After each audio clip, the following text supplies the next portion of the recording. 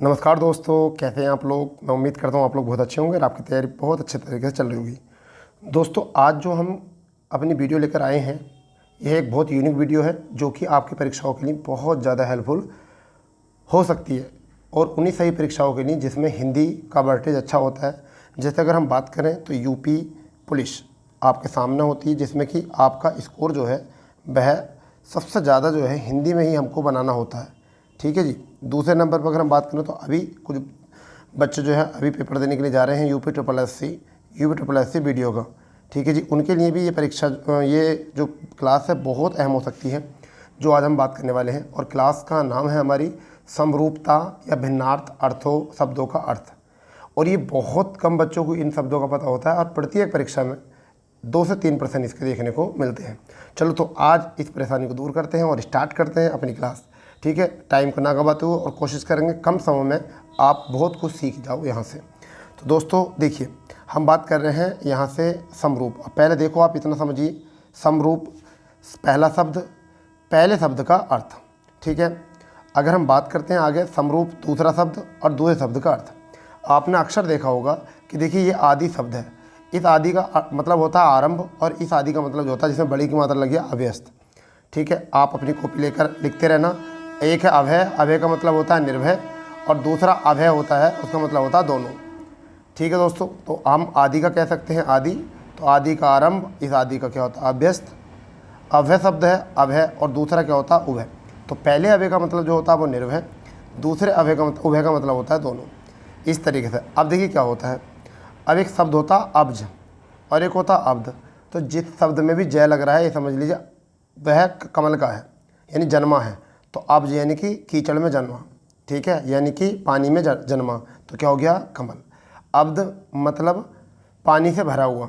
ठीक है, तो क्या हो गया बादल। तो इस तरीके से हम अब्ज और अब्द का पता कर सकते हैं। अब बात करते हैं अंश और अंश। तो पहला शब्द क्या है हमारा अंश, मतलब पहला शब्द अंश है छोटा से, दूसरा शब्द अंश बड़ा से। तो पहले अंश का मतलब होता है कंधा, और दूसरे अंश का मतलब होता है हिस्सा। ठीक है दोस्तों। अम्बुज माने क्या होता है, दूसरा अम्बुधि।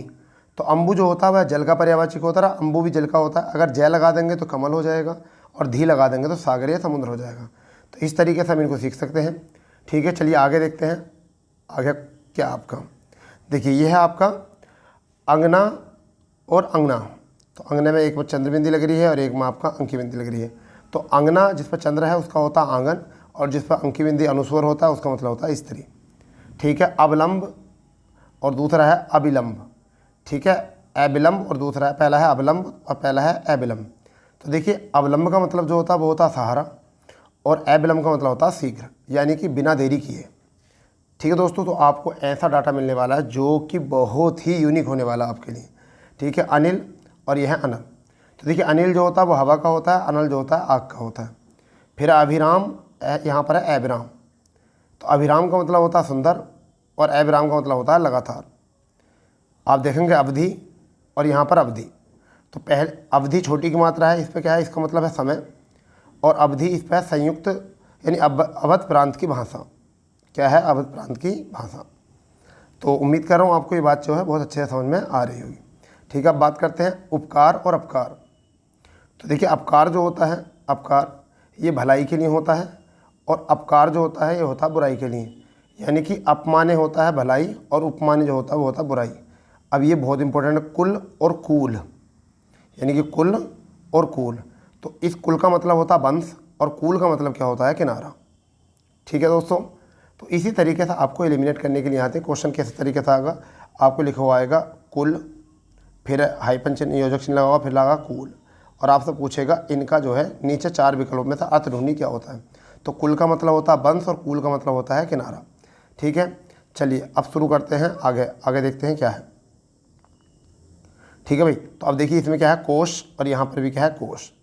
ठीक है, तो इस कोश का मतलब होता है पहले का जिसमें 66 कोण होता है, इसका मतलब होता है खजाना, और बड़ा सा जो होता है वो होता है शब्द संग्रह। चलिए गिरह और गिरह। गिरह का मतलब होता है सूर्य मंगल आदि जितने भी होते हैं, सूर्य मंगल बृहस्पति ये ग्रह होते हैं नक्षत्र में। और गिरह का मतलब होता है घर। जलद देखो दया गया है तो बादल, जलज यानी जया गया है तो कमल। ठीक है, तरणी सूर्य का होता है, और अगर बड़ी की मात्रा लघु तरणी में तो छोटी नाप का होता है।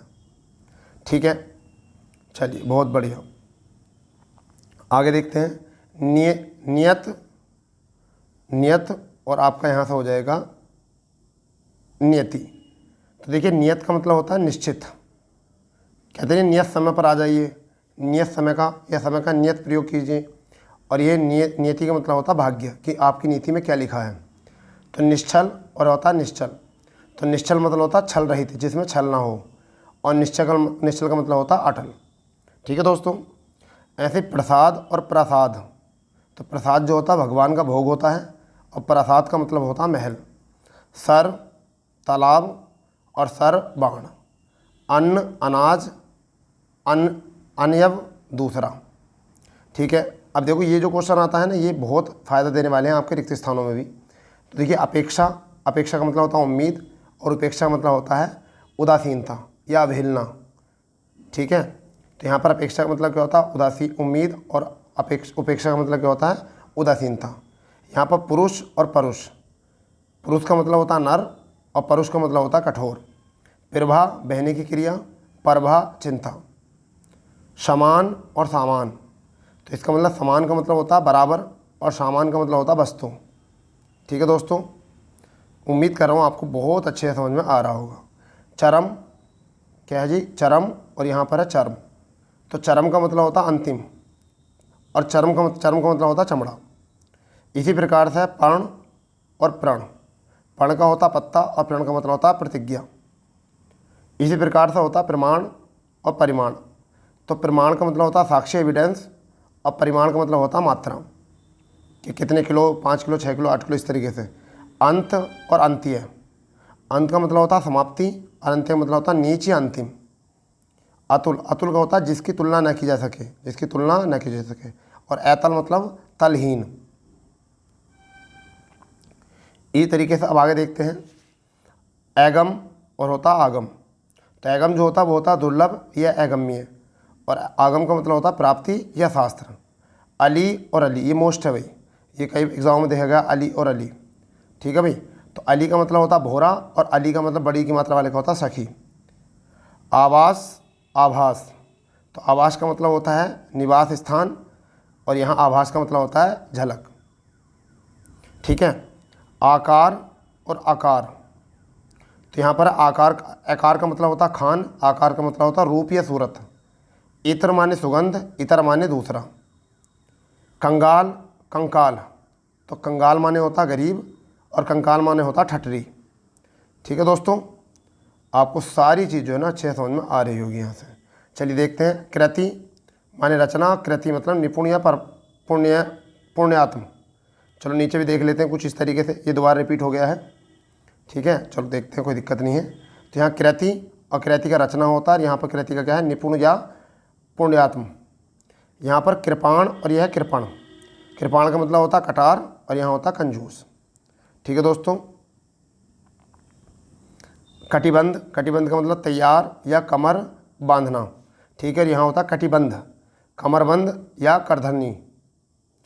चिर और चीर मोस्ट है, चिर और चीर क्या है मोस्ट, पुराना, और यहाँ पर कपड़ा। ठीक है भाई, यहाँ पर क्या है आपका ठीड माने दृष्टि, और ठीठ माने नीडर। तड़ाक तड़ाग। तो एक का होता है जल्दी, और तड़ाक का मतलब एक का होता है तालाब। ठीक है भाई, चलिए देखते हैं आगे। यह है आपका तक्र, और यह है तर्क। तो तक्र का मतलब होता है मुट्ठा, और तर्क का मतलब होता है बहस। तरी और तरी। तरी का मतलब होता है गीलापन, और तरी का मतलब होता है नाव।